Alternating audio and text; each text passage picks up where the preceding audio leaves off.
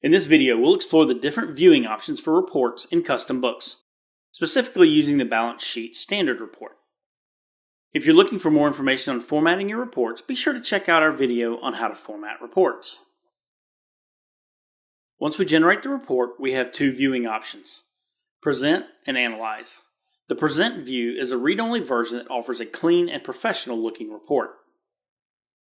Switching over to the Analyze view, you'll notice the numbers on the right-hand side of the screen.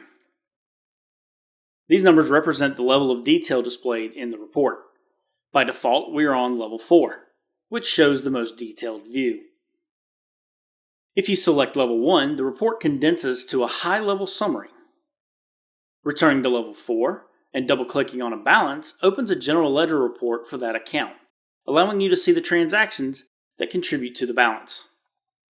CustomBooks makes it easy to view your reports in the way that best suits your needs, whether you prefer a simple overview or a deep dive into the details behind the numbers.